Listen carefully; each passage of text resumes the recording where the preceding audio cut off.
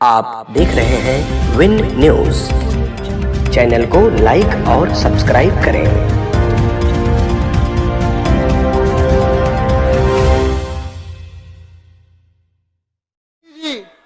मंच पर पहुंच चुकी हैं, उनका बहुत बहुत स्वागत है, बहुत बहुत आभार है। प्रियंका गांधी, प्रियंका गांधी, कांग्रेस पार्टी, कमलनाथ जी, कांग्रेस पार्टी, प्रियंका गांधी। प्रियंका जी संघर्ष करो, प्रियंका जी संघर्ष करो।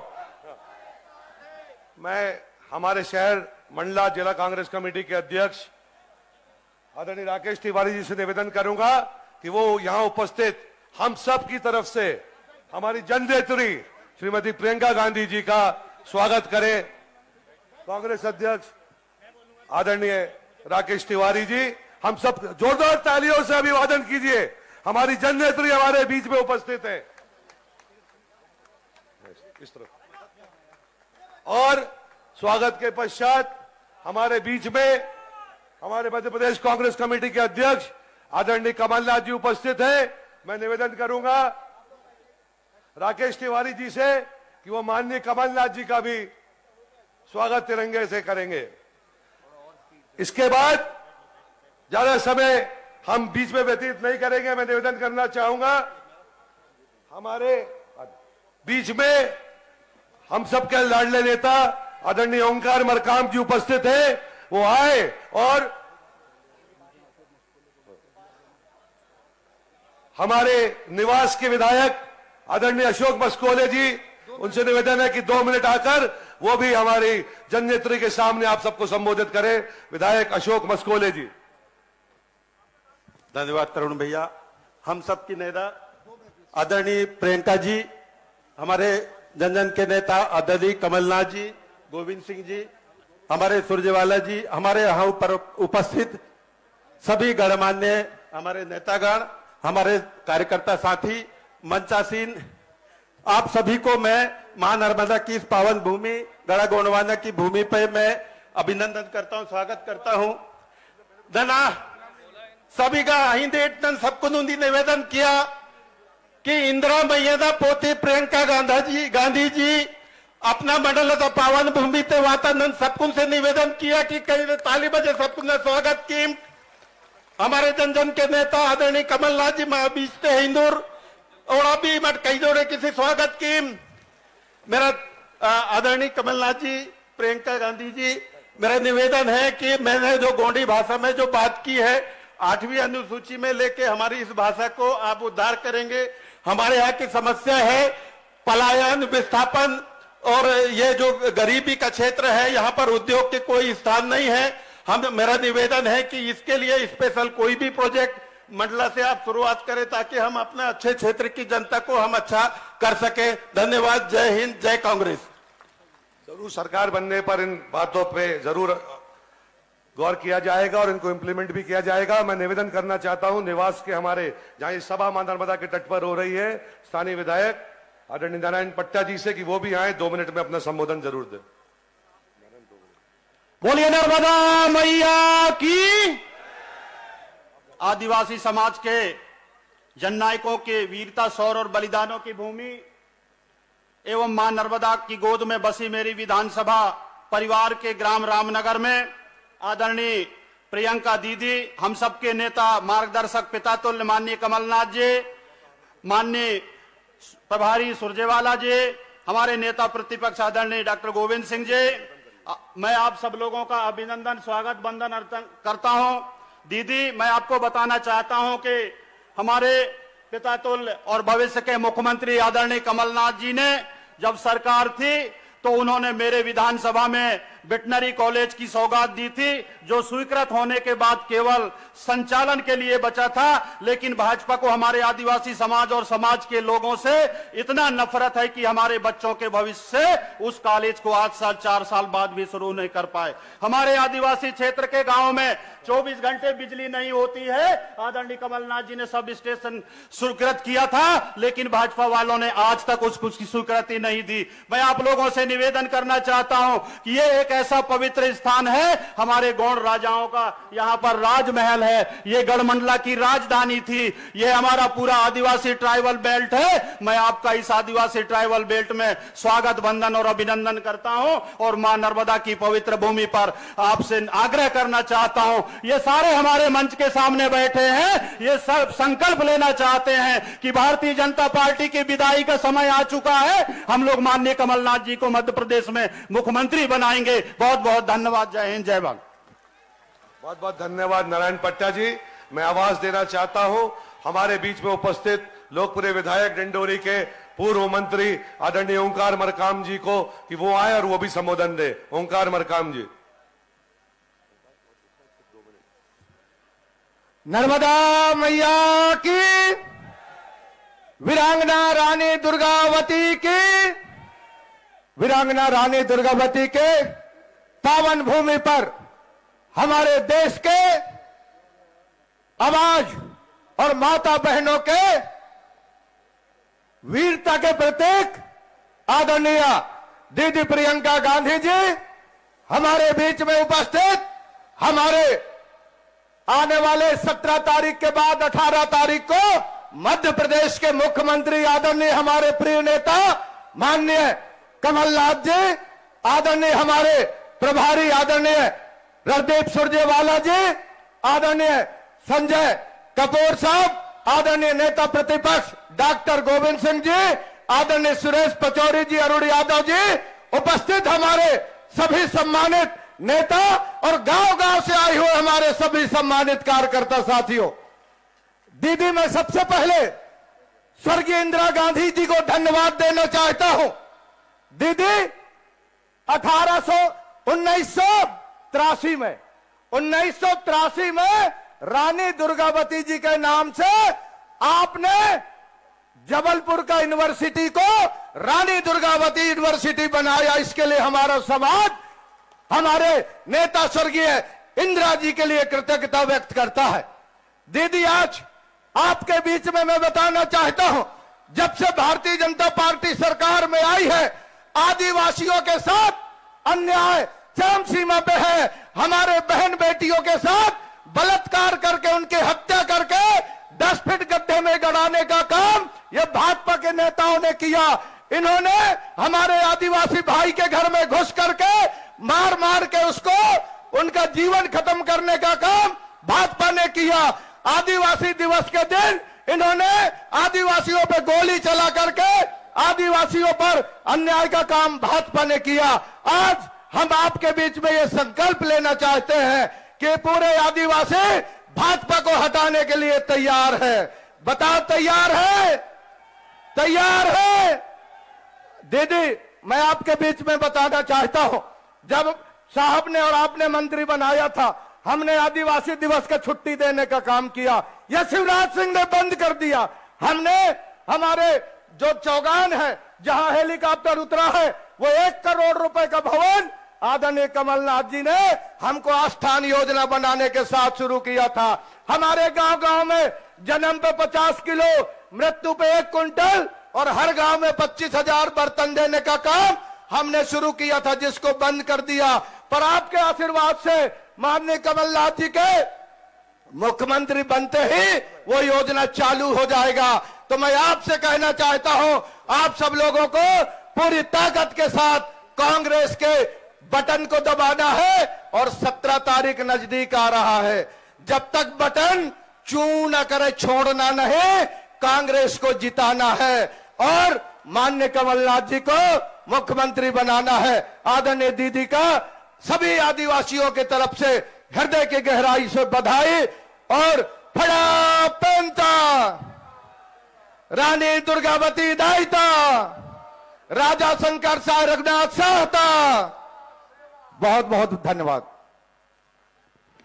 इस ओजस्वी भाषण के बाद ओंकार मरकाम जी के मैं आवाज देना चाहता हूं, जिनको 2018 में कांग्रेस पार्टी का नेतृत्व आपने सौंपा था और मुख्यमंत्री मध्य प्रदेश का चुना था, और हमारे भविष्य के होने वाले भावी मुख्यमंत्री आदरणीय कमलनाथ जी वो आए और आप सबको संबोधित करें।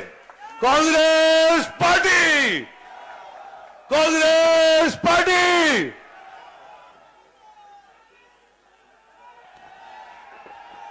आदरणीय प्रियंका जी, रणदीप सुरजेवाला जी, गोविंद सिंह जी, सुरेश पचौरी जी, कमलेश्वर पटेल जी, हमारे विधायक ओंकार भाई, डॉक्टर गोविंद सिंह तो बोल दिया मैंने, ओंकार भाई, डॉक्टर मस्कोले, हमारे बाकी भी सबका नाम मैं नहीं ले रहा, हमारे सभी यहाँ आदरणीय विधायक और आसपास से आए हुए सभी नेतागण, आदरणीय बुजुर्गों, भाइयों और बहनों, मेरे साथ पहले नारा लगाइए, बड़ा देव की, नर्मदा मैया की, रानी दुर्गावती की।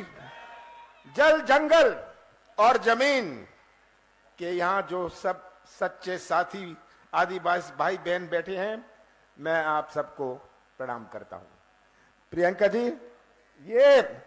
जी यही सही हमारे साथी हैं, हमारे जल, जंगल और जमीन जिनका पहला अधिकार है, जिनका वो ये साथी यहां उपस्थित हैं। जय सेवा, जय जोहार, जय आदिवासी। मैं देश के आदिवासी महामानवों को प्रणाम करता हूं। मैं भगवान बिरसा मुंडा को प्रणाम करता हूं। मैं रानी दुर्गावती को प्रणाम करता हूं। रघुनाथ शाह को प्रणाम करता हूं। शंकर शाह को प्रणाम करता हूं। टांटिया मामा को प्रणाम करता हूं। बादल भाई को प्रणाम करता हूं। भीमा नायक को प्रणाम करता हूं। खाजिया नायक को प्रणाम करता हूं। सीताराम कंवर को प्रणाम करता हूं। रघुनाथ सिंह जी को प्रणाम करता हूं। सब हमारे देश के, केवल इधर के नहीं, हमारे देश के आदिवासी नेताओं को मैं प्रणाम करता हूं। बहुत खुशी हुई आप सबके बीच में आकर। बहुत पुराना संबंध है। मैंने अपने जवानी का बहुत समय मंडला में काटा है। आप सब, जब मैं देखता हूं इतने सारे चेहरे, इतने सारे पुराने चेहरे जो मेरे साथ उस समय लगा रहते थे, भाइयों बहनों, याद है आपको? तो यहां आकर मुझे बड़ी खुशी होती है, पर दुख भी होता है। आज क्या हालात है हमारे प्रदेश के, हमारे मंडला के, हमारे नौजवानों के भविष्य का क्या हाल है भ्रष्टाचार का। प्रियंका जी, आप उस प्रदेश में आई हैं जहां बेरोजगारी पूरे देश भर में नंबर 1 है। अभी पलायन की बात हो रही थी। हमारी माताओं और बहनों ने कितने प्यार से अपने बच्चों को पाला पोसा है, और आज का नौजवान जो निराश चेहरे हैं इनके, इनमें हमें मुस्कुराहट लानी है। प्रियंका जी, आप उस प्रदेश में आए हैं जो सबसे भ्रष्ट प्रदेश है देश में। सही बात है, भ्रष्टाचार।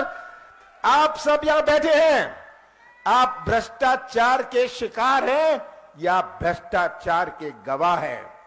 क्या हाल है भ्रष्टाचार का? पैसे दो, काम लो। 50 एकड़ जमीन है, पैसे दो और गरीबी रेखा में नाम लिखा लो। सही बात है ये आज हालात भ्रष्टाचार के हैं। आज हमारा किसान, भटकता किसान, जो कभी खाद के लिए, कभी बीज के लिए, कभी सही मूल्य के लिए। प्रियंका जी, आप उस प्रदेश में आए हैं, और अब तो मैं आपसे लंबी बात नहीं करना चाहता, आपसे ही कहना चाहता हूं, 32 दिन बचे हैं। 32 दिन बचे हैं जब चुनाव आएगा। 17 नवंबर को चुनाव है। ये किसी केवल उम्मीदवार का चुनाव नहीं है, ये केवल किसी पार्टी का चुनाव नहीं है, ये मध्य प्रदेश और मंडला के भविष्य का चुनाव है। और ये भविष्य सुरक्षित रखना प्रदेश का भविष्य सुरक्षित रखना, मंडला का भविष्य, डिंडोरी का भविष्य सुरक्षित रखना आपके हाथ में है। याद रखिएगा, जो आप बटन 17 तारीख को दबाएंगे, आप किसी उम्मीदवार का केवल नहीं दबाएंगे, वो बटन जो आप दबाएंगे वो हमारे नौजवान, हमारे आगे आने वाली पीढ़ियों का भविष्य दबाएंगे। ये बात आपको समझनी है। बहुत सारे गुमराह करने आएंगे। 18 साल शिवराज सिंह जी ने राज किया, मैं भी था मुख्यमंत्री 15 महीनों के लिए। 15 महीनों के लिए, जिसमें से 2.5 महीने तो लोकसभा चुनाव और आचार संहिता में दे। 11.5 महीने में कांग्रेस की सरकार ने अपनी नीति और नीयत का परिचय किया, एक शुरुआत करी। हमने जब कहा हम किसानों का कर्जा माफ करेंगे, हमने 27 लाख किसानों का कर्जा पूरे प्रदेश में पहले किश्त में माफ किया और मंडला में 23,000 किसानों का कर्जा माफ किया। हुआ, ये पहले किश्त में था। कौन सी गलती करी मैंने कहा हम बिजली देंगे 100 यूनिट 100 रुपए में, मैंने बिजली दी। कौन सी गलती करी, कौन सा गुनाह किया मैंने पेंशन बढ़ाई, मैंने विवाह के लिए पैसा दिया, कौन सा गलत काम मैंने किया। मैंने 1000 गौशाले बनाए, कौन सा पाप मैंने किया। यह तस्वीर आप सबके सामने है और शिवराज सिंह जी की सरकार की तस्वीर भी आपके सामने है। आज इतनी 13 सालों से चल रही है ये मंडला जबलपुर की सड़क, आज भी ये अधूरी है। यहां कोई सही रेल या सड़क की सुविधा नहीं है। मंडला की जो सड़क जबलपुर को जोड़ती है, कितनी महत्वपूर्ण है हमारे मंडला के लिए। आज हम नर्मदा के किनारे हैं, पर पेयजल की समस्या है। कितनी शर्म की बात है, नर्मदा के किनारे और पेयजल की समस्या। सरकारी कार्यालय मंडला में बंद होने लग गए, ये आप जानते हैं, आप गवाह हैं। हमारे बिजली का कारखाना, सिंचाई का मुख्यालय यहां से भेज दिया गया बाहर। ये तस्वीर आप सबके सामने है और मैं तो ये कहूंगा कि शिवराज सिंह जी से एक प्रश्न पूछता हूं। शिवराज सिंह जी, आपने दिया क्या? आपने दिया क्या, मैं पूछना चाहता हूं। आपने महंगाई दी, आपने भ्रष्टाचार दिया, आपने बेरोजगारी दी। शिवराज सिंह जी, आपने तो घर घर में शराब दी, ये शिवराज सिंह जी ने किया। और ये तस्वीर आप सबके सामने है। बहुत पुराना संबंध है आप सबके साथ, बहुत पुराना संबंध है। और मैं आपको आज वचन देना चाहता हूं कि पेशा कानून जो इन्होंने 18 साल बाद लागू किया, इसके जो नियम है आप बनाएंगे। नियम हम नहीं बनाएंगे, सरकार नहीं बनाएगी। आप ऐसे नियम बनाएंगे ताकि आपको आपका अधिकार मिले। हम विश्व आदिवासी दिवस, जो मैंने पहले इसकी घोषणा करी थी और चालू किया था, इसको फिर से चालू करेंगे। हम इसकी छुट्टी तो होगी, पर जगह जगह विश्व आदिवासी दिवस का हम उत्सव मनाएंगे। हम बैकलॉग भर्ती, इतनी सारी भर्ती बैकलॉग में है, हम बैकलॉग भर्ती पूरी करेंगे। ग्राम में बर्तन बैंक बनाएंगे, बर्तन बैंक बनाएंगे कि आपके जो त्योहार हैं, आपके जो फेस्टिवल्स हैं, आपका सम्मान से हो सके। जितने भी वन अपराध के केस हैं, इनको हम वापस लेंगे। और ये मैं कहना चाहता हूं, जिनको अपात्र इन्होंने कर दिया था, इन्होंने यहां 3200 पट्टों को निरस्त को स्वीकार नहीं किया। कांग्रेस की सरकार आएगी, मैं आपकी समिति बनाऊंगा, सरकारी समिति नहीं। प्रदेश चलाना है, आपको चलाना है। और मैं नौजवानों से कहना चाहता हूं, सबसे बड़ी चुनौती हमारे मध्य प्रदेश में सबसे बड़ी चुनौती हमारे मंडला डिंडोरी में हमारे नौजवानों का भविष्य है। अगर नौजवान जो मध्य प्रदेश का निर्माण करेंगे भविष्य में, अगर उनका भविष्य अंधेरे में रहा तो क्या निर्माण होगा। सबसे ज्यादा प्राथमिकता हम देंगे जो रिक्त पद है, जिनमें हमारे नौजवानों को रोजगार मिले। रोजगार हमारी पहली प्राथमिकता रहेगी। और मैं अंत में यही कहना चाहता हूं, मुझे मंडला पर पूरा विश्वास है, मंडला पर पूरा विश्वास है। अगर छिंदवाड़ा के बाद किसी जिले पर मेरा पूरा विश्वास है तो मंडला पर विश्वास है पूरे देश भर में। मैंने इतना समय यहां काटा हुआ है, यहां के गांवों में मैंने धक्के खाए हुए हैं, तो आज वो सब यादें मेरे पास हैं। छिंदवाड़ा के बाद आज आपको स्पष्ट करना चाहता हूं, सबसे ज्यादा प्राथमिकता मंडला को मिलेगी, पर आपके हाथ में है कि आप अपना भविष्य सुरक्षित रखना। आप अपना भविष्य सुरक्षित रखना, ये आपके हाथ में है। और मुझे पूरा विश्वास है, दाएं मत देखिएगा, बाएं नहीं देखिएगा, ऊपर मत नीचे देखिएगा, नीचे मत देखिएगा, इन नौजवानों का चेहरा देखिएगा, इन माताओं बहनों का चेहरा देखिएगा और ऐसा फैसला करिएगा कि मंडला की सभी सीटों का झंडा हमारी विधानसभा में लहराएगा। आप सबका बहुत बहुत धन्यवाद। साथियों, आप सब बहुत बेसब्री के साथ इंतजार कर रहे हैं और हम सबको ये पता है, हमारी आदरणीय नेता श्रीमती प्रियंका गांधी जी को भी ये पता है कि आप बहुत दूर दूर के अंचलों से यहां पर आए हैं उनको सुनने के लिए, उनकी बात को सुनने के लिए, और उनको आवाज देने से पहले ये हम सबका फर्ज और कर्तव्य बनता है कि हम अपने मन के अंदर क्या है एक जयघोष लगा के उनके सामने प्रकट करेंगे। प्रियंका गांधी, प्रियंका गांधी। हम सबको संबोधित करने के लिए हमारी नेत्री श्रीमती प्रियंका गांधी जी आपके सामने। सबसे पहले तो मेरी बहनें, आपका इस सभा में बहुत बहुत स्वागत। मैं जानती हूँ दूर से आई हैं, गर्मी भी है, तो आपने खूब कष्ट किया मेरी बातों को सुनने के लिए, इसके लिए मैं आपको धन्यवाद देती हूँ और आपका यहाँ स्वागत करती हूँ। भाइयों, आप सबका भी इस सभा में बहुत बहुत स्वागत।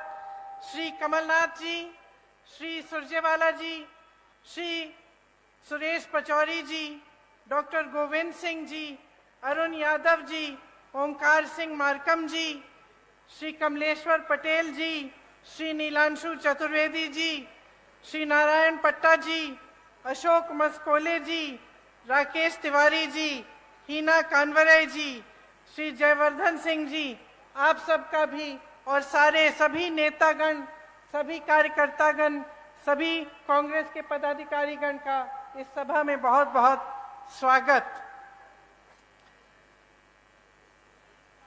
एक बार मेरे साथ बोलिए, हर हर नर्मदे, जय बड़ा देव जी, जय सेवा और जय जोहार। ये महाकौशल की भूमि है, आदिवासी संस्कृति, आप सबकी संस्कृति का ये आंगन है। इस धरती को मेरा बहुत बहुत प्रणाम। क्रांति दूत शंकर शाह जी, श्री रघुनाथ शाह जी, श्री हृदय शाह जी, श्री दलपत शाह जी, श्री टंटिया मामा जी, रानी दुर्गावती जी, रानी अहिल्याबाई जी, अवंतीबाई लोधी जी और रानी फूल कुंवर जी को मेरा नमन। ये एक ऐसी धरती है जहां इतने सारे वीर, इतने सारे महापुरुष रहे हैं। यहां आपकी एक बहुत खास संस्कृति है।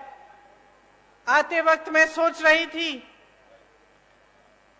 कितनी सुंदर, प्राचीन और अनूठी संस्कृति है आपकी।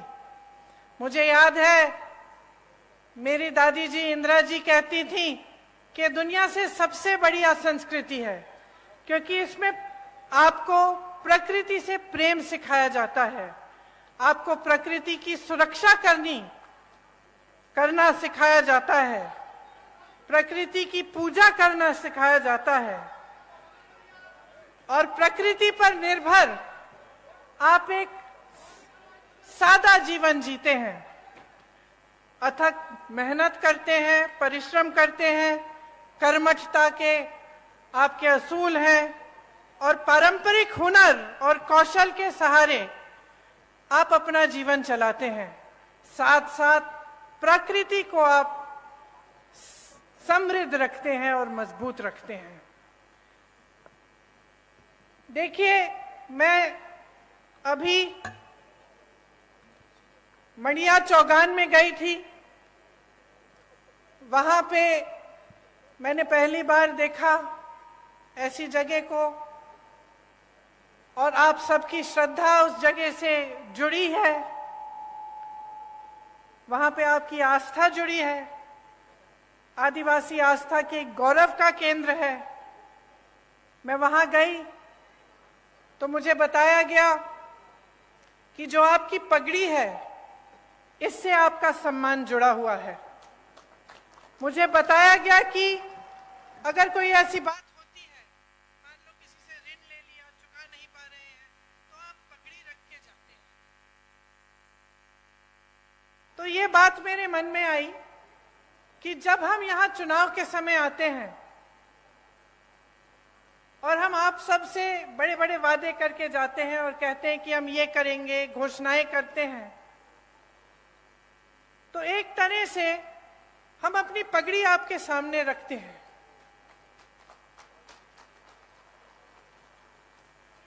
हम ये बात कर रहे हैं कि अगर हम ये नहीं पूरा करेंगे जो हम बातें यहाँ पे आपके सामने हम कर रहे हैं, तो हमारा सम्मान जाएगा। तो आज इसी भावना से मैं आपके सामने खड़ी हूं। आपने, कई वक्ताओं ने इंदिरा जी की बात की। इंदिरा जी मेरी दादी तो थी, लेकिन जैसे आपने कहा, आपने उनको इंदिरा माता कहा। शायद जो बुजुर्ग हैं उनको याद भी होगा उनके बारे में।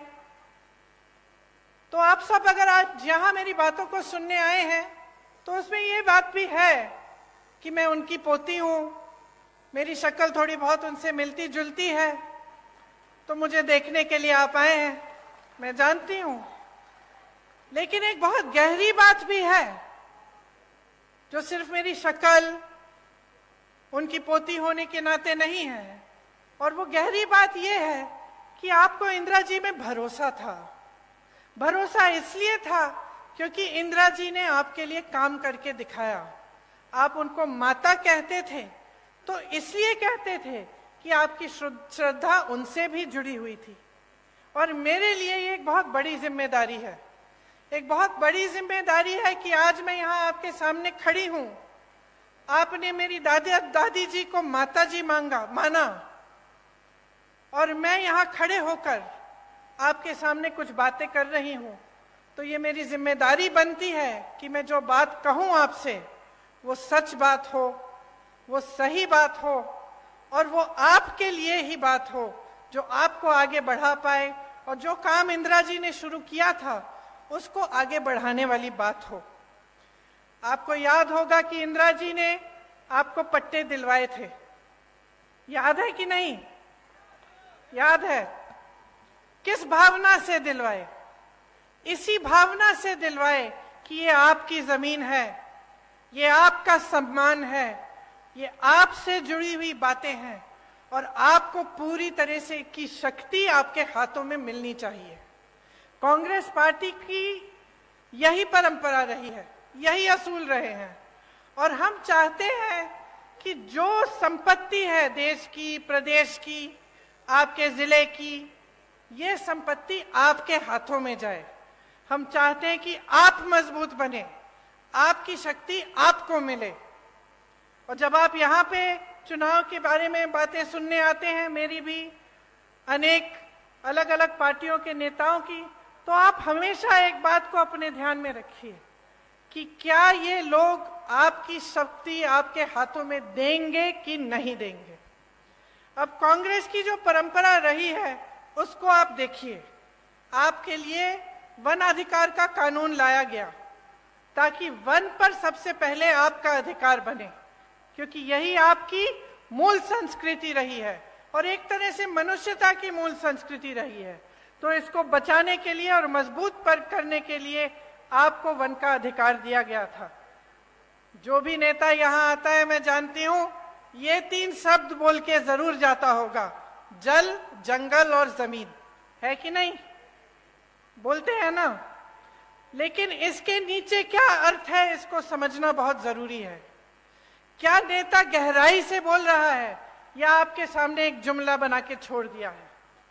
आपको मालूम होगा कि कांग्रेस की सरकार ने आपको ये वन अधिकार दिलाकर जल, जंगल और जमीन पर आपको अपना अधिकार लौटाया। मनरेगा लाए, मनरेगा से ग्रामीण रोजगार बने। जो पलायन की बात कमलनाथ जी ने की, पलायन किस लिए होता है? पलायन इसलिए होता है जब ग्रामीण रोजगार नहीं बनता, जब आपके इलाके में, आपके गांव में, आपके जिले में रोजगार नहीं मिलता, तभी तो बच्चा सोचता है कि घर छोड़ के बड़ी शहर में नौकरी ढूंढेगा, क्योंकि यहाँ नहीं मिल रही है। तो मनरेगा किस लिए बनाया गया था? आपको मजबूत बनाने के लिए, ताकि आपको रोजगार गांव में मिले, ताकि आपको पलायन करना नहीं पड़े। आज पलायन बहुत बड़ी समस्या है यहाँ की। भोजन का अधिकार का कानून मिला आपको, इससे आपके बच्चों को जो भोजन का अधिकार है वो दिया गया कि सरकार की जिम्मेदारी बनती है कि आपको भोजन मिलना है। पंचायत व्यवस्था को कांग्रेस की सरकारों ने मजबूत किया। जो पैसा पंचायत को आना चाहिए था वो आया। पंचायत में जो निर्णय लेने चाहिए थे कि आपके यहाँ कुछ काम कराना है या कोई समस्या है, उसको सुलझाने के लिए वो पंचायत में ही लिया जाए, ये कांग्रेस की सोच थी। इन सब चीजों से आपके हाथ मजबूत हुए। अब आप अगर देखें तो जितने भी अधिकार कांग्रेस ने आपको दिए और जो जो काम आपकी मजबूती के लिए किए, जब भाजपा आई तो एक एक करके ये अधिकार आपसे छीने गए। आज सरपंचों को के अधिकार में कटौती है, आप सब जानते होंगे। मनरेगा को लागू ही नहीं किया, पलायन और बढ़ गया है क्योंकि गांव में रोजगार नहीं मिल रहा है। आपकी जमीनें छीनी जा रही हैं, आपको उपज के सही दाम नहीं मिलते, आप विरोध करते हैं, प्रदर्शन करते हैं तो आपके ऊपर गोलियां बरसाई जाती हैं। वन का अधिकार ही खत्म कर दिया। कमलनाथ जी ने आपको पट्टे दिए थे, आपको याद होगा उस 15 महीनों के सरकार में उन्होंने आपको पट्टे दिलवाए और ये काम भी इन्होंने रोक दिया है भाजपा ने। तो देखिए आपका जो समाज है, मेरी बहनें बैठी हुई हैं, आपका जो समाज है इसके साथ बहुत अत्याचार हुआ है। आपने देखे होंगे इतने सारे जो वीडियो वायरल हुए हैं। देश में प्रदेश में सबसे ज्यादा बच्चियों को यहीं पे मध्य प्रदेश में यहीं पे गायब हो रही हैं, सबसे ज्यादा बच्चियां। 1.5 लाख बच्चियां और महिलाएं गायब हो गई हैं इनके राज्य में। हर रोज 17 बलात्कार होते हैं। आप सोचिए बहनें, हर रोज जब आपकी बच्चियां बाहर निकलती हैं आपको डर लगता होगा कि आएंगी वापस कि नहीं, या कुछ हो तो नहीं जाएगा। ये सरकार चल रही है। उज्जैन की घटना तो आपने देखी ही है। और आदिवासी जनों पर, आप पर जो अत्याचार बरसाए जा रहे हैं उनका अब कोई मुकाबला नहीं है। पूरे देश में मध्य प्रदेश उनमें नंबर 1 हो गया है। तो देखिए यहाँ की जो परिस्थितियां हैं वो मुश्किल होती चली जा रही हैं। आपको रोजगार नहीं मिल रहा है, आपको वन पर अधिकार नहीं मिल रहे हैं, यहाँ पे अत्याचार बढ़ रहे हैं, तो पलायन तो होगा ही ना। ये देखकर इतना दुख होता है कि ऐसे बड़े बड़े शहीदों की धरती पर यहां से लोग छोड़ के जा रहे हैं रोजगार लेने के लिए, और यहां पर रोजगार आपके लिए पैदा नहीं कर रहे हैं। 18 सालों से भाजपा की सरकार है, रोजगार के मौके नहीं बने, सिर्फ लूट में व्यस्त रहे हैं ये लोग। जिस तरफ आप देखें वहां घोटाला ही घोटाला। और जब चुनाव आता है आपका ध्यान भटकाया जाता है, धर्म की बातें हो जाती हैं और इधर उधर की बातें होती हैं जिससे आपके जज्बात जुड़े होते हैं। तो बहनों, आपको बहुत सतर्क रहना पड़ेगा, आपको समझना पड़ेगा कि इधर उधर की बातों से सिर्फ आपका ध्यान भटकाया जाता है। और सबसे जरूरी बात यह है कि यहां पर महंगाई कैसे कम होगी, आपके लिए रोजगार कैसे बनेगा, आपकी संस्कृति का बचाव कैसे होगा, और आप यहां पर विकास कैसे आएगा ताकि आप यहां पे आगे बढ़ पाएंगे। यहां पे तेंदुपत्ता के बहुत सारे मजदूर हैं, आप जानते ही हैं, मुझसे अच्छी तरह जानते हैं कि कितना शोषण हो रहा है। तेंदुपत्ता चुनने का काम करने वाले भाई बहन दिन भर काम करते हैं, सुबह निकलते हैं, शाम तक सूरज के ढलने तक तेंदुपत्ते को चुनते हैं, बहुत मेहनत करते हैं, एक एक पत्ती की गड्डी बनाते हैं, फिर उसे ले जाकर बेचते हैं। महिलाएं पत्ता बेचने जाती हैं और देर रात तक नहीं लौटती, लेकिन इन्हें क्या सही दाम मिल रहा है तेंदुपत्ता का? आप बताइए। तेंदुपत्ता बोनस में भी भ्रष्टाचार किया हुआ है, अभी तक नहीं मिला। किस किस को मिला है बोनस? तो मिलेगा कैसे जब भ्रष्टाचार किया है इसमें? आप सोचिए, हर जगह भ्रष्टाचार कर रहे हैं। आपकी महिलाएं जाके तेंदुपत्ता रोज उसका काम करती हैं, उसको चुनने का काम करती हैं, सुबह से शाम तक काम करती हैं, रात को घर आती हैं और बोनस में ये भ्रष्टाचार करते हैं, पैसे ये बनाते हैं, आपको सही दाम नहीं मिलता। आपको मालूम है कि छत्तीसगढ़ में 4,000 रुपए मिलता है तेंदुपत्ता का दाम। यहाँ को धान का बोनस नहीं दिया। छत्तीसगढ़ में जहां कांग्रेस की सरकार है वहां सबसे ज्यादा धान का दाम मिल रहा है पूरे देश भर में। ये काम कर रही है कांग्रेस की सरकार। ये तेंदुपत्ते पर बोनस देने का काम किसने शुरू किया था आपको मालूम है? इंदिरा माता ने किया था शुरू। उन्होंने शुरू किया था। जब वो यहाँ आई और उन्होंने देखा कि यहाँ की महिलाएं इतनी मेहनत कर रही हैं तो उनको लगा कि आपकी मदद होनी चाहिए। आज बोनस का पैसा जैसे आप कह रहे हैं नहीं मिलता है। आपको चप्पल दे रहे हैं, छाते दे रहे हैं, जूते दे रहे हैं, बोनस का पैसा नहीं दे रहे हैं। उसमें कमीशन होगा। ठीक है, सही बात कह रहे हैं आप, बिल्कुल। लेकिन आपके सम्मान की क्या बात है? आपके सम्मान की क्या बात है? क्या जूता, चप्पल, छाते से आपका सम्मान जुड़ा है? आप मेहनत करते हैं, क्या आपको अपनी मेहनत की कमाई नहीं मिलनी चाहिए? क्या आपकी मेहनत में आपका सम्मान नहीं है?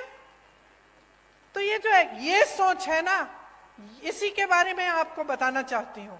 एक तरफ कांग्रेस की सोच, आपकी सम्मान, आपका सम्मान, आपकी संस्कृति, आपकी परंपराएं को आगे बढ़ाने वाली सोच, और उसके बारे में मैं और बताऊंगी आपको कि कैसे छत्तीसगढ़ जैसे प्रदेश में कैसे कैसे काम हो रहे हैं। और दूसरी तरफ भाजपा की सोच जो है कि जब आप सत्ता में हैं कुछ नहीं करें, जनता को आगे बढ़ाने का काम नहीं करें, भ्रष्टाचार करते जाएं, जहां पे आपको मौका मिला वहां हाथ मार लिया, पैसे लूट लिए, काम नहीं किया। चुनाव आने का समय आया, 18 साल से जो आपने काम नहीं किया वो चुनाव के 18 दिन पहले आप शुरू कर लेते हैं। ये घोषणा करेंगे महिलाओं के लिए, आदिवासी जनों के लिए घोषणा करेंगे, कोई और घोषणा कर देंगे बच्चों के लिए, युवाओं के लिए। लेकिन जब आप 18 साल से आपकी सरकार है, जब आप सत्ता में हैं और आप थे, तो आपने क्यों नहीं किया ये काम? ये मैं पूछना चाहती हूँ।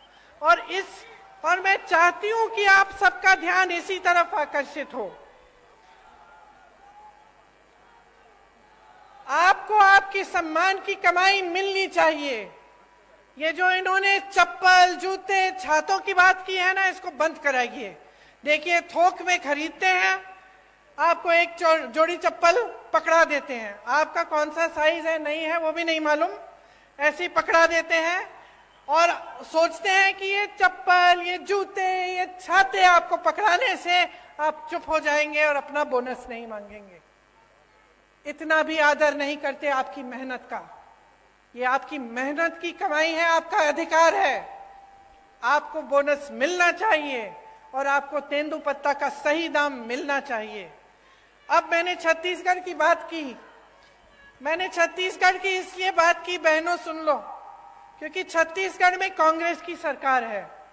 अभी अभी कुछ दिनों पहले मैं बस्तर गई थी, जहां पे आपकी तरह, यहाँ की तरह आदिवासी संस्कृति है, आदिवासी बहन भाई रहते हैं।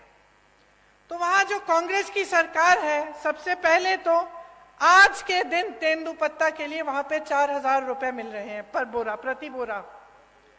आदिवासी क्षेत्र को उन्होंने एक ब्रांड बना दिया है, मतलब पूरी दुनिया में जाना जाता है बस्तर की ये आदिवासी क्षेत्र है, एक ब्रांड है। वहां पे बड़े बड़े मिलेट के प्रोडक्शन के प्लांट लगा दिए हैं, ताकि वहां की जो उपज है उसमें से ऐसी ऐसी चीजें बनी जो पूरी दुनिया में, पूरे देश भर में पहुंच सके। वहां कोदा, कुटकी, रागी, ज्वार जो उगता है, उसमें से ऐसी ऐसी चीजें बनाई हैं जो दिल्ली की बड़ी बड़ी दुकानों में बिक रही हैं। अच्छा, वहां इंग्लिश मीडियम स्कूल खोले हैं अपने आदिवासी बहन भाइयों के लिए। वहां की ये नीति है कि आदिवासी पाठशालाएं बनाई हैं जिसमें आपकी संस्कृति सिखाई जाती है। गौठान में रोजगार बनाए हैं, ताकि जो मेरी बहनें हैं, मैं आपको बताना चाहती हूं, जो काम कांग्रेस की सरकार ने छत्तीसगढ़ में किया, मैं गई थी काम को देखने के लिए। वहां मैं कुछ महिलाओं से मिली। वहां जो स्वयं सेवा समूह है, उनके गौठान हैं, और मैंने पूछा कितना कमा रही हो बहन? पता है क्या जवाब मिला? 1 लाख से 6 लाख रुपए बहनें कमा रही हैं गौठान चला के। तो क्या आप नहीं चाहेंगे कि आपके प्रदेश में भी एक ऐसी सरकार आए जो आपको समझे और ये समझे कि आपकी जरूरतें क्या है? गौठान बनाएंगे या इसमें से हम कैसे कैसे काम करा सकते हैं, कहाँ कहाँ रोजगार पैदा हो सकता है बहनों के लिए, भाइयों के लिए, कैसे ऐसे वन के उपज हैं जिनको हम आगे बढ़ा सकते हैं। आपको पता नहीं होगा, छत्तीसगढ़ में 60 से ज्यादा वन उपज को समर्थन मूल्य दिया जाता है, मतलब कि उसका दाम आपको मिलता है। यहाँ तो आपको एक तेंदुपत्ता का नहीं मिल रहा है, वहां 67 वन उपज के लिए आपको सही दाम मिलता है। तो आप सोचिए कि अगर आप सही सरकार चुनते हैं और आप सही पार्टी को वोट देते हैं, जिसके नेता आपको गुमराह करने के लिए काम नहीं करते, आपको आगे बढ़ाने के लिए काम करते हैं, तो कितनी तरक्की आ सकती है आपके जीवन में। आप में हुनर है, हमारी बहनें गुलदस्ता बनाती हो, खिलौने बनाते हो, पेंटिंग बनाते हो, मूर्तियां बनाते हो। हुनर है ना, कला है और आपकी अपनी है। अब इसको लेकर अगर देश भर में, दुनिया भर में आप इसको भेज सकते हैं और इसके जरिए आप कमा सकते हैं, तो आपके लिए कितना अच्छा होगा। और यही काम हमारी सरकारें करके दिखा रही हैं। छत्तीसगढ़ में कर रही हैं, राजस्थान में कर रही हैं। आपका सम्मान देश भर, दुनिया भर में फैलता है और बनता है। यहां भी हम चाहते हैं कि अगर सरकार आएगी तो ये एक घोषणा है कि मैं करने जा रही हूं कि तेंदुपत्ता के लिए प्रति बोरा 4,000 रुपए यहां पे भी आपको दिलवाया जाएगा। और जैसे छत्तीसगढ़ में पेशा कानून लागू किया है, उस तरह से यहां पे भी पेशा कानून लागू होगा। आपने तो देखा होगा कि आज मध्य प्रदेश में कैसी सरकार चल रही है। मेरे ख्याल से 225 महीनों की सरकार है और 250 घोटाले हैं। 18 साल से सरकार चल रही है, 22,000 घोषणाएं की हैं। मंडला जबलपुर की जो सड़क है 10 साल से बन रही है, 10 साल से। पहले 4 लेन की बन रही थी, अब 2 लेन की बन रही है, लेकिन 10 सालों में बना नहीं पाए। वही मैं कह रही हूं, ढंग से नहीं बनी है। आप आ जाइए ना मंच पे।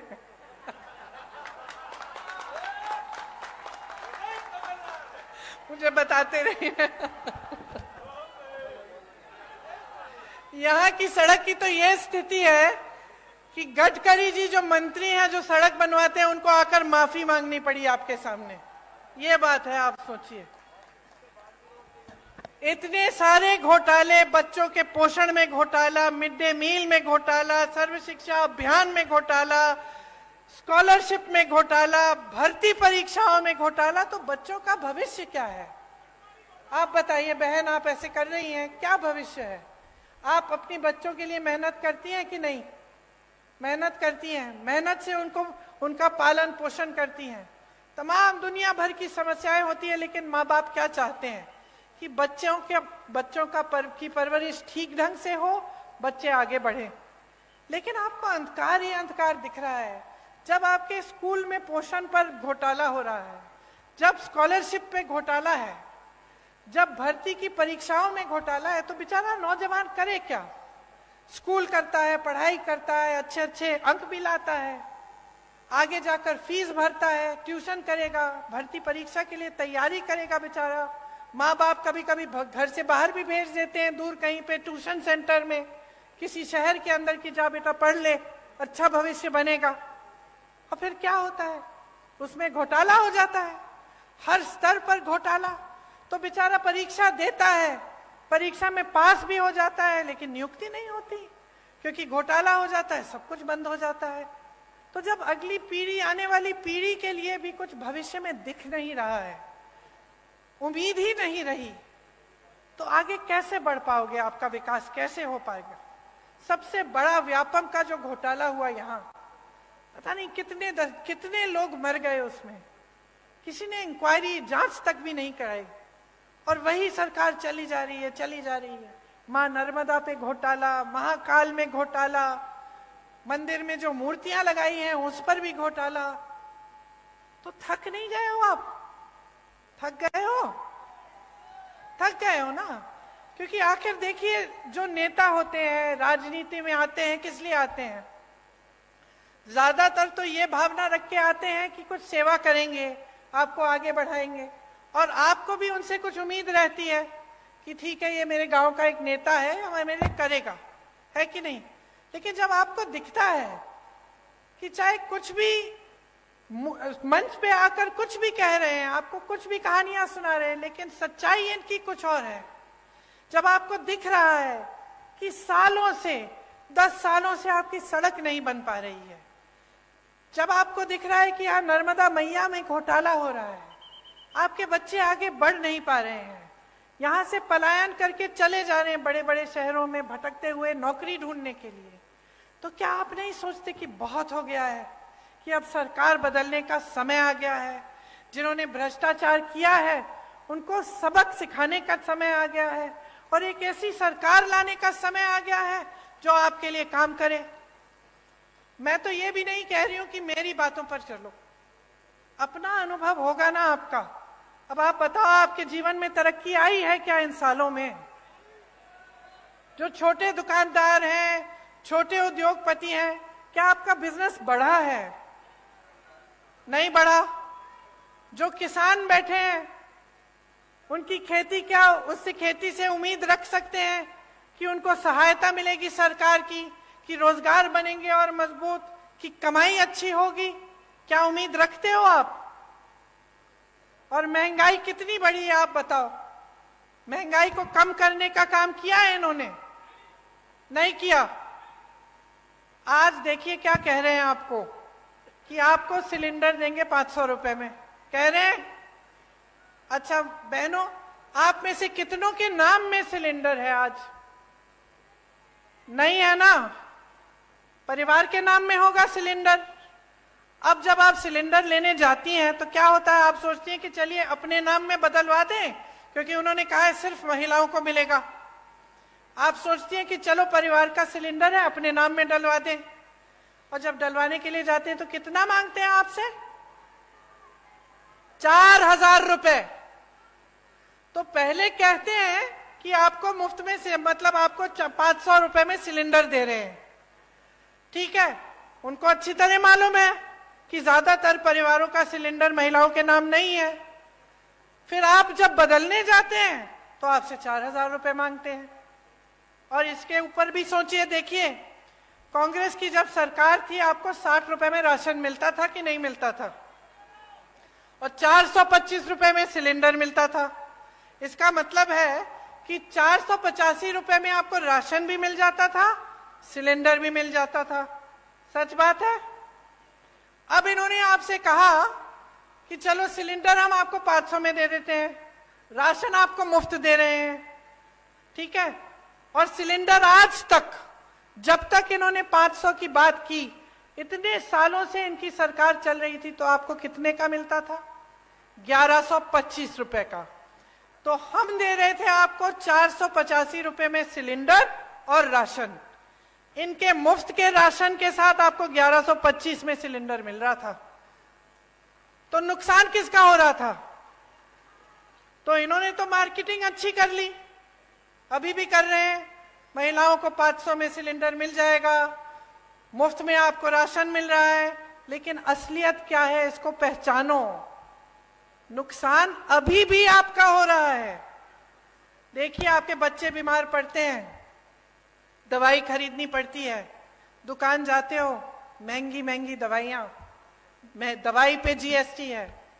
आपके छत में से पानी गिर रहा है, छत को ठीक करना है, सीमेंट, कुछ भी आपको जिस चीज का इस्तेमाल करना होता है वो महंगा हो गया है, उस पे जीएसटी है। मेरे किसान भाई बहन, डीजल पे, पेट्रोल महंगा, डीजल महंगा, जो भी आप इस्तेमाल करते हैं उस पे जीएसटी है। तो कैसे गुजारा कर रहे हैं? कभी मैं सोचती हूँ, मुझे समझ में ही नहीं आ रहा गुजारा कैसे कर पा रहे हो। एक तरफ रोजगार बंद है, बना ही नहीं रहे हैं। जहां से बनते थे बड़े बड़े पीएसयू, वो तो सारे इन्होंने अपने बड़े बड़े दोस्तों को बेच दिए। छोटे उद्योगों से रोजगार बनते थे, खेती से बनते थे, सब बंद कर दिया। मनरेगा बंद कर दिया, ग्रामीण रोजगार बंद कर दिया। छोटे छोटे उद्योग, दुकानदार इतने त्रस्त और परेशान है, खुद कमा नहीं पा रहे हैं, रोजगार कहां देंगे? एक तरफ रोजगार बंद, दूसरी तरफ महंगाई इतनी बढ़ चुकी है, ऊपर से अत्याचार लादे जा रहे हैं आप पे। तो आप गुजारा कैसे करते हैं? आप सुबह जब उठते हैं तो कैसे सोचते हैं कि चलो एक और दिन हम निकाल लेते हैं, चलते हैं हम तेंदू पत्ते को चुनने के लिए, शायद कुछ कमाई हो जाए। क्या ये सही है जो आपके साथ हो रहा है? क्या ये सही है?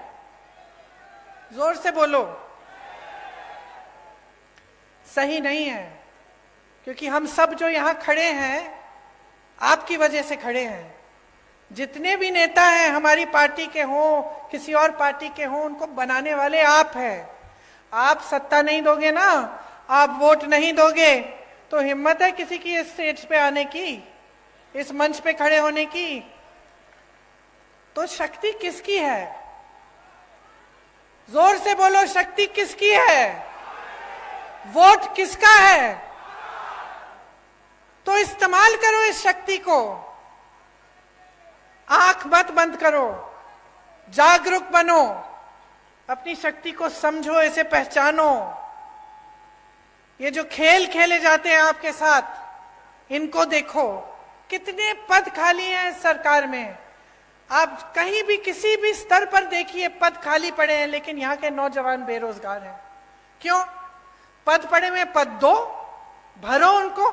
नहीं, आप भर्ती के घोटाले करते हैं, भरना नहीं चाहते। आप स्वास्थ्य की व्यवस्था में देखिए, 70,000 शिक्षकों के पद खाली हैं। स्वास्थ्य व्यवस्था में हर स्तर पर 90% से ज्यादा पद खाली हैं। ये मंडला में आपका अस्पताल नहीं है आज तक। 18 सालों से सरकार है, आपको दूर दूर जाना पड़ता है जब आप बीमार पड़ते हैं। क्यों? ये सरकार तो आपने बनाई है। जैसे मैंने कहा, सत्ता आपने दी है, वोट आपका था, तो अब जिम्मेदारी भी तो आपकी बनती है। मैंने कहा, मैं इंदिरा जी की पोती हूं, एक बहुत बड़ी जिम्मेदारी है कि मैं आपके सामने सच बोलूं, कि मैं जो बातें करूं वो बातें करके भूल ना जाऊं। लेकिन आपकी भी बहुत बड़ी जिम्मेदारी है। आपके भी पूर्वज इस देश के लिए शहीद हुए। जब मैं यहां आई, जब मैंने अपना भाषण शुरू किया, तो कितने नाम लिए। ये किसके पूर्वज थे? आपके पूर्वज। इन्होंने इस देश के लिए, आपकी धरती के लिए लड़ाई की, आजादी की लड़ाई लड़ी। तो उनके प्रति भी आपकी जिम्मेदारी बनती है ना, अपनी संस्कृति, अपनी परंपराओं के प्रति। और सबसे बड़ी जिम्मेदारी क्या है कि आप ऐसी सरकार चुने जो आपके देश प्रदेश में विकास लाए और आपके लिए दिन रात काम करे। अगर यहाँ अस्पताल नहीं है तो इनकी हिम्मत नहीं होनी चाहिए थी आपके सामने आने की, कि 18 साल से सरकार चला रहे हैं, 10 सालों से सड़क नहीं बना पाए, 18 सालों से यहाँ अस्पताल नहीं बना पाए। आज पूरे प्रदेश में सीएचसी में एक भी आंख का डॉक्टर नहीं है। जब आंख की बीमारी होती है कहाँ जाते हो? प्राइवेट में जाना पड़ता है। ठीक है, जाओ प्राइवेट में, लेकिन पैसे ही नहीं कमा रहे हो, कमाने के मौके नहीं मिल रहे हैं, कमाई नहीं हो रही है, महंगाई बढ़ रही है, तो कहाँ प्राइवेट में जाओगे इलाज कराने के लिए? किसी ने सोची है ये बातें? तो ये देखिए, अगर एक सही सरकार होती है, उसकी सही नियत होती है, तो बहुत कुछ हो सकता है। आपने सुना होगा, राजस्थान के किसी भी राजस्थान के वासी से पूछिए, वहां चिरंजीवी योजना है, कांग्रेस की सरकार है। चिरंजीवी योजना में 25 लाख तक आपका इलाज मुफ्त सरकार कराती है। मैं तो हार्ट पेशेंट से मिली हूं वहां, कि उनकी पूरी हार्ट की सर्जरी, दिल की सर्जरी की है और सरकार ने पूरे पैसे भरे उसके लिए, 15 लाख रुपए। इसी तरह से छत्तीसगढ़ में भी ऐसी योजनाएं हैं जिससे इलाज मुफ्त हो रहा है। मैं एक बच्चे से मिली, उसको एक खून की बीमारी थी, उसके पिताजी हाथ जोड़ के कह रहे थे कि कांग्रेस की सरकार ने इसका पूरा इलाज कर दिया है। रोजगार बनाने का काम सरकार की जिम्मेदारी होती है, नौजवानों का जो भविष्य है वो सरकार की जिम्मेदारी है। आपने सुना होगा कि हम बार बार कहते हैं कि जाति जनगणना होनी चाहिए।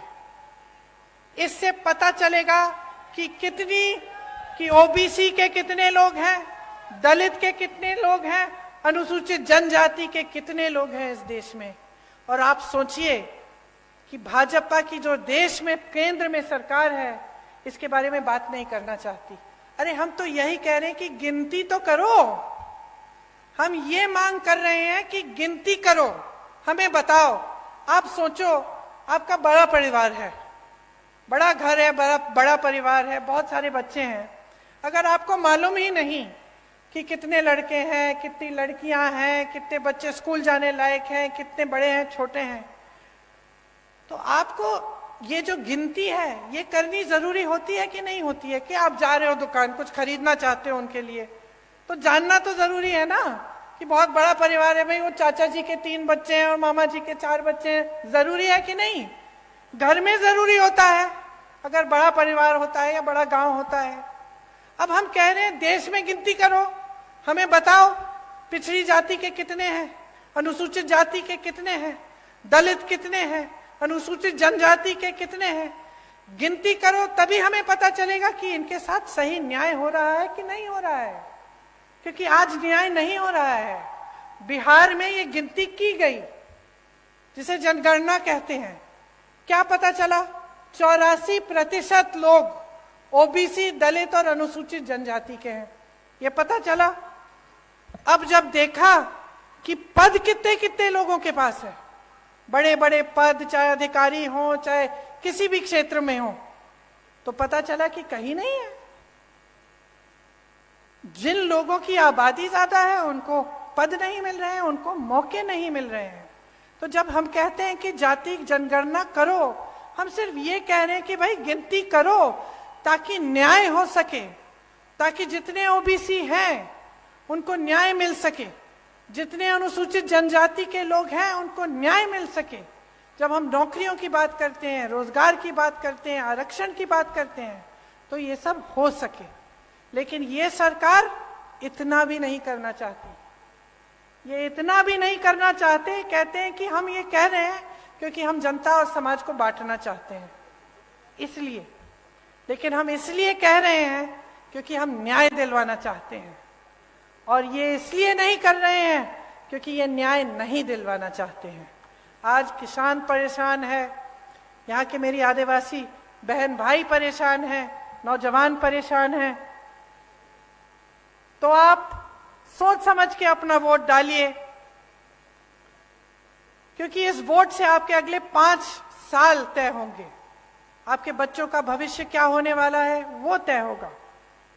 1.5 साल में कांग्रेस पार्टी ने यहां कितने काम किए? 15 महीनों में 27 लाख किसानों का कर्ज माफ किया, सामाजिक सुरक्षा का पेंशन 600 रुपए किया, 1 करोड़ परिवारों को 100 रुपए में 100 यूनिट की बिजली दिलवाई, 1000 गौशालाएं बनाई, 12,000 बर्तन बैंक बनाए, ओबीसी आरक्षण को 14% से 27% तक बढ़ाया।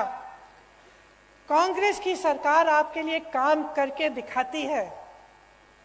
आज भी आपके सामने कुछ गारंटी लाई है, इनके बारे में मैं 2 मिनट के लिए आपको बताती हूं, उसके बाद आप जा सकते हैं घर। कष्ट हो रहा है, शायद धूप भी है। देखिए, जैसे किसान को कर्ज माफ करने का काम हमने शुरू किया था, उसको हम फिर से शुरू करेंगे। तो किसानों का कर्ज माफ करेंगे। 100 रुपए में जैसे 100 यूनिट बिजली आपको पहले दिलवाई थी, वो फिर से दिलवाएंगे। 200 यूनिट की बिजली हाफ की जाएगी, बिल हाफ की जाएगी, मतलब उसकी बिल आधी आएगी। पुराना पेंशन लागू होगा। जितने भी अधिकारी हैं, सरकारी जो रोजगार होता है उसका महत्व यही होता है कि जब वो रोजगार मिलता है, वो नौकरी मिलती है, तो हमें लगता है कि चलो ठीक है, रिटायर होने के बाद भी कुछ आते रहेगा, हम सही सलामत सुरक्षित रहेंगे। आज वो भी छीना गया है आपसे। तो जहां जहां कांग्रेस सरकार में है, अभी भी ओपीएस लागू है और हम चाहते हैं कि प्रदेश में, मध्य प्रदेश में भी लागू होगा। गैस के सिलेंडर के लिए जैसे हमने पहले कहा, आपको 500 रुपए में आपको सिलेंडर मिलेगा। महिलाओं को 1500 रुपए प्रति माह दिया जाएगा, आपके खातों में आएगा बहनें। 5 हॉर्स पावर की सिंचाई की बिजली किसानों को मुफ्त मिलेगी। ओबीसी का आरक्षण 27% तक रहेगा और जाति जनगणना जिसकी बात मैंने की, वो गिनती जिससे आपको आगे जाकर न्याय मिल पाए, वो हम मध्य प्रदेश में करेंगे। जहां भी 50% से अधिक आदिवासी आबादी है, वहां 6ठी अनुसूची डाली जाएगी। अनुसूचित जाति और अनुसूचित जनजाति के खाली पड़े बैकलॉग पदों पर तत्काल उनको भरा जाएगा, जो पहले से खाली पड़े हैं। पीएम आवास योजना में जो शहर और देहात में आपको अलग अलग धनराशि मिलती है, तो शहर में आपको अगर घर बनाना हो या कुछ बनाना हो, वहां अलग धनराशि, गांव में आपको कम मिलती है। लेकिन सीमेंट, सरिया, बालू का दाम तो गांव में भी उतना होता है, बल्कि गांव में जब आपको ढुलाई करवानी पड़ती है तो आपको दूर जाना पड़ता है। तो एक तरह से आपको और भी दिक्कत होती है। तो हमने तय किया है कि जो पीएम आवास योजना में जितना शहर में मिलता है, उतना ही आपको गांव में धनराशि मिलेगी। देखिए, आपने पिछले चुनाव में, अच्छा एक और घोषणा है जो अभी अभी बताई गई मुझे, इसमें बच्चों की जो शिक्षा है, पहली कक्षा से लेकर 12वीं तक स्कूल की शिक्षा निशुल्क होगी। इस योजना का नाम रखा है पढ़ो और पढ़ाओ योजना। तो ये भी एक और घोषणा है। अब देखिए, पिछले चुनाव में आपने अपना जनादेश दिया। ये जनादेश क्या था? आपने कांग्रेस की सरकार चुनी। इसको धन आदेश के दम पर बदला गया। रिश्वत दी, हमारे विधायकों को खरीद लिया, कुछ लोग छोड़ के चले गए और एक नई सरकार बनी, भाजपा की सरकार बनी। अब आपने 3.5 सालों में इनकी नीयत देख ली है। क्या कह रहे हैं?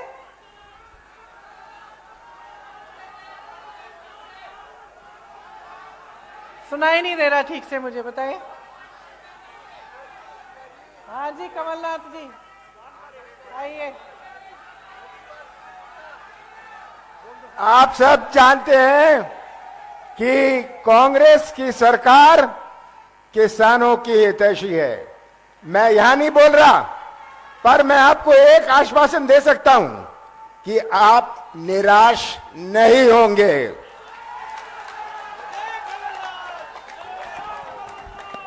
तो देखिए सीधी सीधी बात है, अपनी सच्चाई को समझो, जो आपकी असलियत है, जो आप जी रहे हो उसको देखो। सुबह से शाम तक काम करते हो, मेहनत करते हो, क्या रोजगार नहीं मिल रहा है, महंगाई है, परेशान हो, जीवन में क्या तरक्की आई है, नहीं आई है, इन सबको देखते हुए अपना वोट दो। जो नेता है आपके सामने उसकी नीयत समझो, जो पार्टी घोषणा कर रही है उसका रिकॉर्ड देखो। अच्छा ये घोषणा कर रहे हैं, इनके दूसरे प्रदेशों में देखो क्या हो रहा है। मैं कह रही हूं अगर यहां पे 4,000 रुपए मिलेगा तेंदुपत्ता के लिए, तो देखो छत्तीसगढ़ में मिल रहा है। अगर धान की कीमत बढ़ाई जाएगी तो देखो छत्तीसगढ़ में सबसे ज्यादा आज मिल रही है पूरे देश में। तो ये सब बातें देखिए, मेरा मानना है कि जनता से ज्यादा किसी में विवेक नहीं है, मेरा मानना है। और मैं कोई कुछ भी कह ले, मैं जानती हूं कि आप में विवेक है, सबसे ज्यादा अनुभव है और आप सच्चाई को अच्छी तरह से पहचानते हैं। अगर आज तक मेरी दादी इंदिरा जी को आप याद करते हैं, उनको माता कहते हैं कि इसलिए क्योंकि आपने सच्चाई को पहचाना, आपने सही नियत को पहचाना, जो आपके लिए दिन रात काम करने के लिए तैयार था उसको आपने देखा, आपने उन्हें आगे बढ़ाया, उन्होंने आपको आगे बढ़ाया। यही रिश्ता होना चाहिए नेता और जनता में, आप में और हम में। तो इसलिए आज यहां खड़े होकर मैं वोट नहीं, आपकी जागरूकता मांगती हूं आपसे। जागरूक बनो। अगर आप जागरूक बनोगे तो खुद समझ में आ जाएगा कि जिस दिन मध्य प्रदेश में कांग्रेस की सरकार आएगी उस दिन से आपके लिए काम सही मायने में शुरू होगा और आपकी प्रगति होगी। इसीलिए चुनाव के दिन मेरी बातों को भूलना मत, अच्छी तरह से याद रखना। ये जो घोषणाएं हम कर रहे हैं, ये हम ऐसे नहीं कर रहे हैं, हमने प्रदेशों में करके दिखाया है। हमारा रिकॉर्ड देखिए, हमारी नियत को पहचानिए और खूब जोर से कांग्रेस पार्टी को वोट दीजिए, भारी से भारी बहुमत से जिताइए, ताकि एक ऐसी सरकार बने जिस पर आपको गर्व हो। I said 1 to 12. 1 to 12, 1 to 8, we are giving them 500 rupees. अच्छा। 500 rupees हर साल। Come on, you say. No, you have to. अच्छा यहाँ एक और घोषणा है कि कांग्रेस सरकार में जो ये पढ़ो और पढ़ाओ योजना है, इसके तहत कक्षा 1 से कक्षा 8 तक बच्चों को हर साल 500 रुपए दिए जाएंगे। कक्षा 9 से 10 तक 1000 रुपए दिए जाएंगे हर महीने। तो यहाँ तो हर साल लिखा है, मैं सोच ही रही थी कि भाई कैसे हर साल, हर महीने यहाँ लिखा है। ये 500 रुपए हर महीने मिलेंगे। 9 से 10 तक हर बच्चे को हर महीने 1000 रुपए मिलेंगे और 11 से 12 कक्षा में हर बच्चे को 1500 रुपए हर महीने मिलेंगे।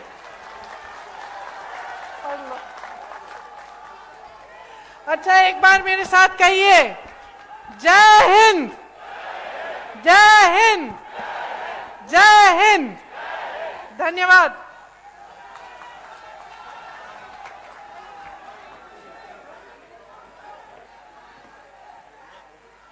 और अब मैं आभार प्रदर्शन के लिए जिला कांग्रेस कमेटी के अध्यक्ष राकेश तिवारी जी को आमंत्रित करता हूं। आज मां नर्मदा के पावन तट पर इस ऐतिहासिक नगरी मंडला में आयोजित इस जन आक्रोश सभा में उपस्थित जन जन के नेता बहुत ही सम्माननीय आदरणीय प्रियंका जी उपस्थित।